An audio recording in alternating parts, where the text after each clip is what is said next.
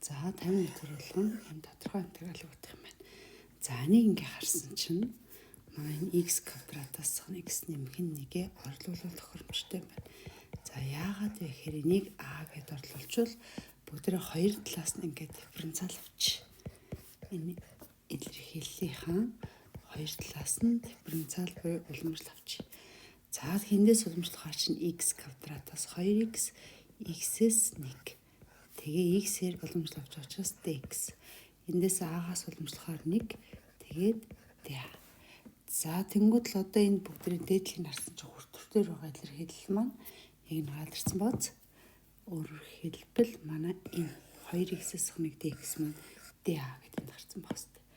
За тэгэхээр одоо манайх яах вэ гэсэн чинь 2x-с 1 dx болохоор dA гэж орлуулад хуваах нь хуваар дөрхөө бүгд а-г орлуулсан.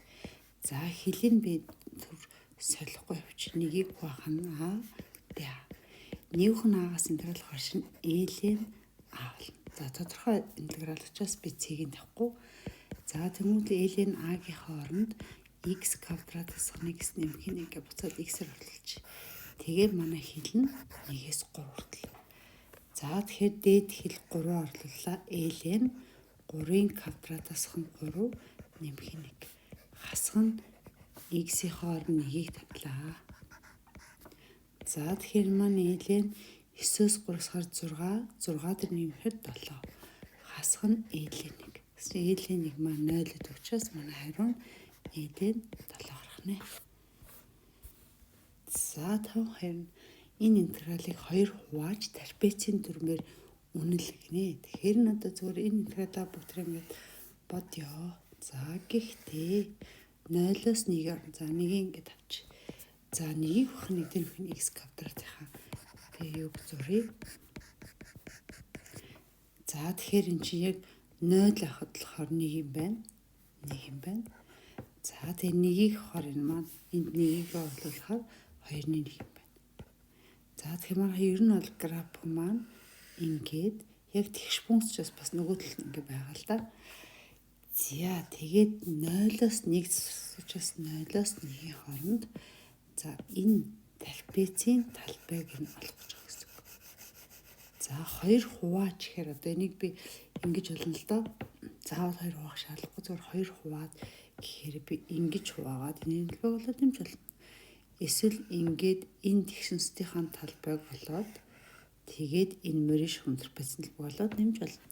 За гэхдээ ер нь бол хоёулаа үр дүн адилхан учраас би шууд энэ интегралаа бодчих. Тэгэхээр 0-оос 1 хүртэл 1 авах 1 дээрх x квадрат x.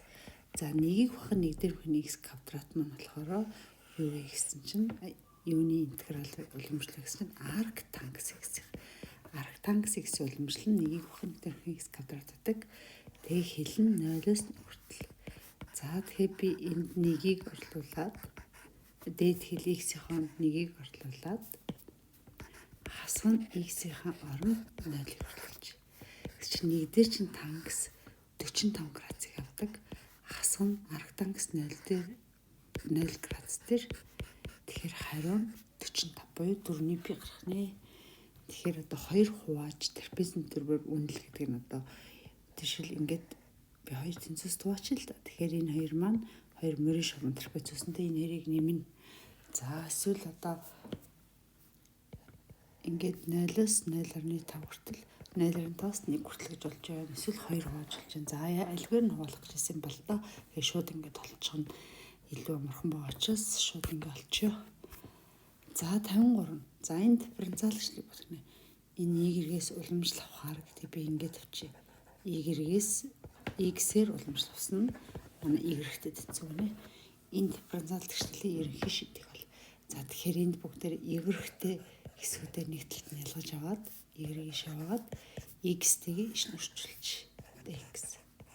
За тэгээ эндээс би шийдэл олоход бол хоёр талаас нь интеграл авч. Тэгэхээр эхнийх нь 1-ийг авах нь y dy, а хоёр дахь нь болохоор 1-ийг үржих нь dx гэсэн. Тэгэхээр 1 авах нь y-гээс интеграл авахаар энэ маань l-ийн y. За 1-ээс интеграл авахаар x. За тэгээ энд ямар нэгэн тогтмол даалга болсон байж магадгүйгээд нэмэх нь c гэж тавьчихна. За ингээд манай шийдвэр За бүр яг эерэг олоо тавьсан байж магадгүй. Түр ээлэн эерэг тэнцүү x-тэй нэмэх цэгээ бүгдээрээ ижтгэн ээлэн эгээр үрчилж есүртэй юм 1. Тэгээ нэг зэрэг оруулж. Тэгэхээр натурал логарифм y-ийн модуль тэнцүү натурал логарифм y-ийн гэснээр энийг зэргийн дэш оруулж. За ээлэнүүд хаслаа. Тэгэхээр эндээс y нь тэнцүү y-ийн x дээр нэмэх c. За магадгүй энийг ингэж өгсөн биш магадгүй шүү. Y-ийн тэнцүү y-ийн x дээр нэмэх c-хээр y-ийн x-ийн хүчин y-ийн c гэж тавьжулна. Энийг ямар нэгэн тогтмолтой учраас дахиад нэг c-ийг ч юм уу гэж тавьсан биш магадгүй. Энэ y-ийн c-ийг орно ямар нэгэн тогтмолтой байгаа л гэсэн үг. За энэ бол манай дифференциал тэгшлийн ерөнхий шид.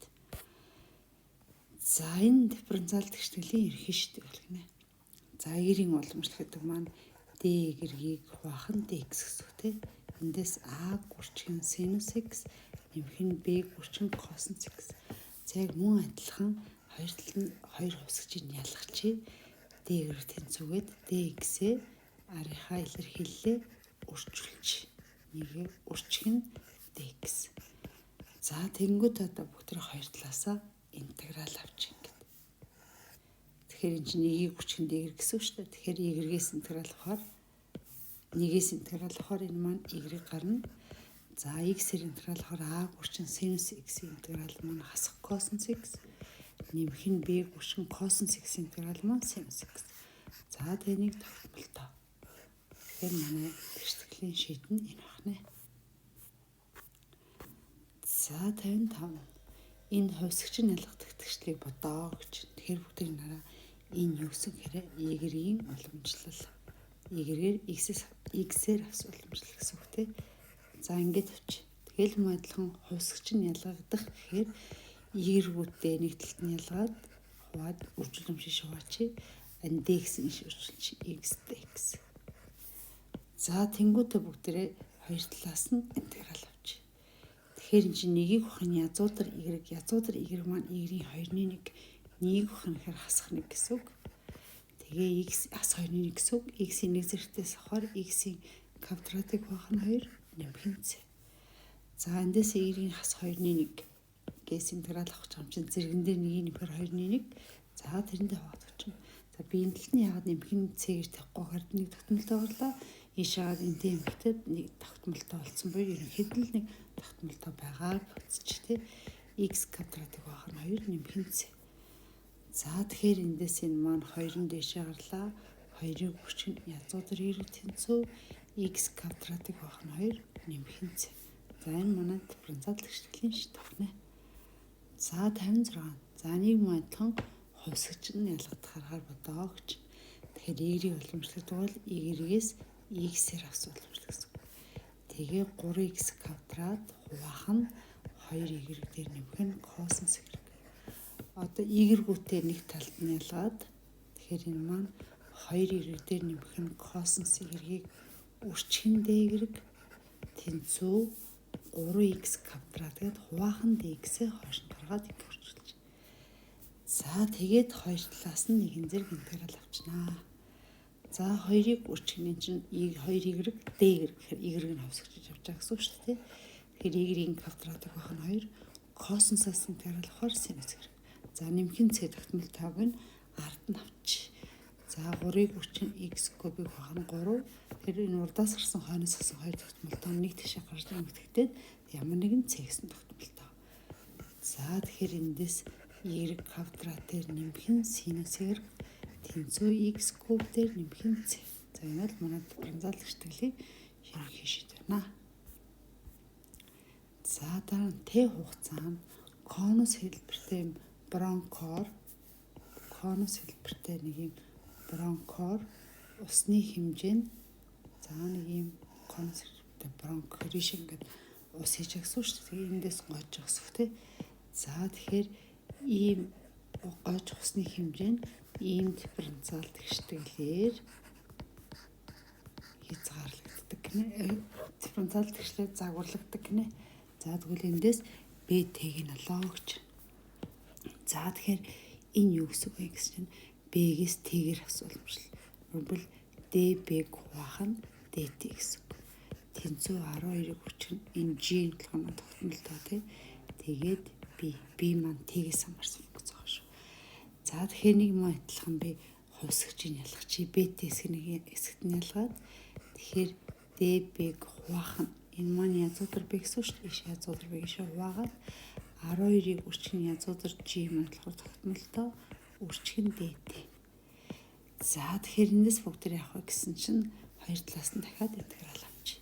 Тэгэхээр энэ маань язгуудар B гэхээр B-ийн 2-ны 1 нэгвхэн хэр хосох 2-ны B-ийн хас 2-ны 1 гэсэн. Тэгэхээр эндээс 12-ыг үржих нь язгуудар G чинь тогтмолтой шүү дээ DT. За тэгэхээр эндээс интеграл авахаар B-гээр авч учраас зэрэгэн дээр нэгийг нэмээд тэрэндээ хаваад өгчин тэнцүү 12 язгуудар G чинь тогтмолтой. Тэгэхээр нэгээс интеграл авна гэхээр T болчихно. За тэгээ ямар нэгэн тогтмолтой C. За тэгэхээр язгуудар B тэнцүү 2-ны 1 шиг гаргадаг ч. Тэгэхээр 2-ны 1-ийг үржих нь 12 язгуудар G-г үржих нь T нэмэх нь C. Тэгэхээр энэс язгуудар B чинь B-г олыг бол 2 дахаар 6 үржих нь язгуудар G-г үржих нь T нэмэх нь C-гийн квадрата гэж илэрхийлэгдэх юм. За 58 банкнд мөнгө хадгалуулахад жилийн 10% хөдөөсдөг хүүгээс хүү тооцдог юм бол Т хугацаанд тэр хадгалуулсан мөнгөний хэмжээ энэ дифференциал тэгшлэлээр загварчлагдсан гинэ. За энэ маань юу гэсэн үг вэ гэсэн чинь S уламжлал T-гээс хамаарсан байгаа. За 100-ны 10-ыг хураагаад 10-ны 1 болгоч. За S T-гээс хамаарсан байна. За энэс ST болгоно. За энэ болохоор юу вэ гэсэн чинь S T-гээр асуул уламжлал. Тэгээ 10-ны 1-ийг үржих нь S маань цаанаа T-гээр хамаарсан байна. За энийг мөн адилхан хувьсгчудаар нэгтлэн ялгах чи S-ийг ишээ аваад 10-ны 1 үржих нь DT-гээ ишээ үржүүлж. За тэнгуүтэй хоёр талаас нь интеграл авнаа. Тэгэхээр эхнийх маань юу гэж чи нэгийг хуваах нь S DS тэнцүү 10-ны 1 чинь тогтмолтой юм чинь интеграл DT гэсэн. За нэгний S-с интеграл хаваа чинь L-ийн S тэнцүү 10-ны 1 чинь 1 гэсэн тогтмолтой интеграл авахаар T. За тэгээ ямар нэгэн тогтмолтой C.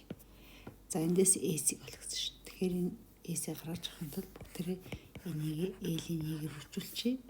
Нэг зэрэгэл оруулчихаар натурал ритм S маань тэнцүү натурал ритм E-ийн гэсэн зэрэг нь 10-ны 1 T-дээр нэмэх юм. За тэнгууд логарифмын чанараар одоо логарифм А суурьтай А B гардаг те. Яг энэ шиг бүгдээр яах вэ гэсэн чинь энэ хоёр талд нь Яг ингээд тавцсан. За энэ чанар бисэнд А суурьтай А маань нэг шүү. За энэ ихний ашигладаггүй юм байна. За L-ийн хаяад B-с холбоод байгаа ш. Тэгэхээр S нь за энэ S-ээр юу илэрхийлсэн байла? Мөнгөний хүү гэсэн чинь бол нэмэх байж тараа. Тэгэхээр модуль нь бичих гэж болно. E-ийн 10-ны 1-тэй нэмэх нь C гэдгийг үржих нь E-ийн C гэдээ тавьчихлаа. Тэгээ хариун дээр нь E-ийн 10-ны 1-тэй гэсэн энэ бол ямар нэгэн тогтмолтой учраас C1 ч юм ингээд тавьсан байж магадгүй шүү. За ингээд S олчихж байгаа. За 59 дискрет самсруу хувьсгчийн тархалтын өснөгт ингээ ийм хуулиар өгөөд P1 нь 4 ширхэг P4-тэй тэнцвэрч шин. За тэгээд P4-ийг олгож. Тэгэхээр энэ магадлалын тархалтын өснөгтэй энэ магадлалуудын нийлбэр нь 1 гарах ёстой. 1-р үзэгдлийн магадлал, 2-р үзэгдлийн магадлал, 3-р, 4-р үзэгдлийн магадлал нийлээд 1 гарах ёстой. Гэтэл манай P1 нь 4 шиг P4 гэж байна. 4 шиг P4. Тэгээд энэ хэрийг нэмсэн чинь 0.5 нэмэх нь P-ийн 4 тэнцүү 1. За энэ хэрийг нэмэхээр энэ маань 5 шиг P-ийн 4 энийг хойшоо гарлаа 0.5. Тэгэхээр би одоо 5 тухайхаар 0.5 тухайхаар P4 нь 0.1. P4-ийг олоод гэсэн юм ба шүү дээ. За 60 нь болохоор дискрет самсруу хувьсгчийн тархалтын хөлбөдөд А болгоно. За тэр мөн адилхан энэ манай үзэгдлийн магадлалуудын нийлбэр маань 1 гарах ёстой тийм бүтэн магадлал. Тэндээс А болохоор энэ 3 0.3, 1-ээс 0.3 гэслээ 0.7 гарах нэ.